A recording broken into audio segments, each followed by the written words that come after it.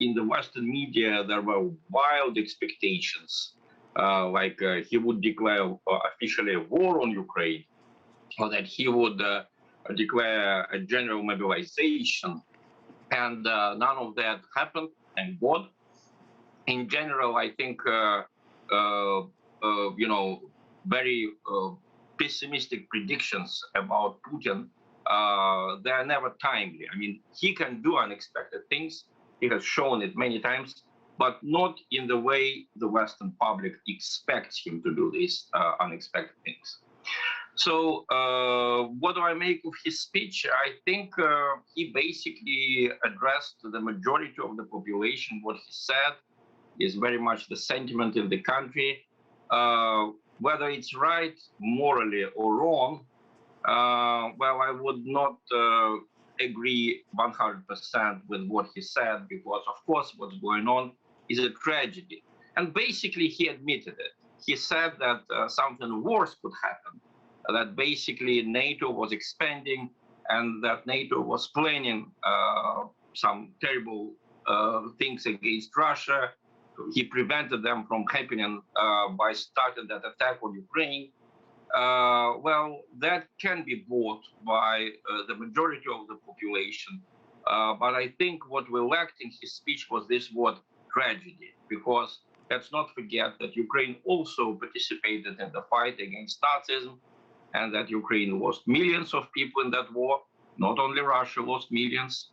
However, people in Russia know, and this is something that makes it different from the West, the situation was the situation had been terrible for all of these 8 years between Maidan revolution and this invasion of Ukraine by Russia. So things were getting worse and worse, and suddenly there was this dramatic decision that the West thinks that this is for the worst 100%. In Russia, there are hopes that maybe some kind of a solution may be found, okay, preferably through a negotiation. Well, my thoughts are that he's probably, sent a signal that, he, realizes that, things have not gone according to plan.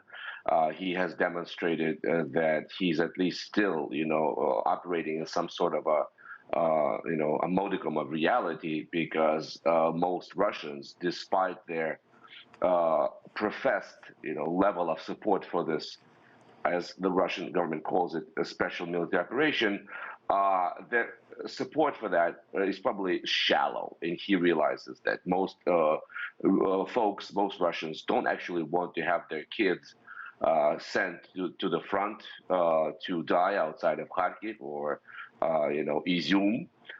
Most young Russians don't want to go and be sent there to die. And part of the reason is that from the very beginning, the message the Kremlin has tried to sell to Russians, why it is involved in the war in Ukraine, has been that of confusion. First, they went to try to help the people of Donbass. Then they said that it was about denazification of Ukraine. Then they said they're doing this to prevent the expansion of NATO. So really, there's no understanding of what it is that Russia is fighting for. It is going to be sooner or later clear to most Russians that this is not a righteous war. This is not a war Russia can hope to win. They are fighting a colonial, style war, whilst Ukrainians are fighting a much more Peter, black and white fight for their country. Right, Peter, was there any kind of expectation in Ukraine on what may have been announced today? In Ukraine, well, a lot of Ukrainians expected Putin to declare a full mobilization or declare a war in Ukraine. I myself was very cautious about that. I did not think that first that Putin would use this sacred occasion to say that, and while I said that, Putin does realize that full-scale mobilization may actually cause downfall of his regime. I would caution against the interpretation just yet, simply because whatever Putin did not decide to announce on May 9th, he can still continue to do. And, just as we speak, there are still sirens going around in Kiev and other Ukrainian cities. The terror that Putin has unleashed against us has not stopped.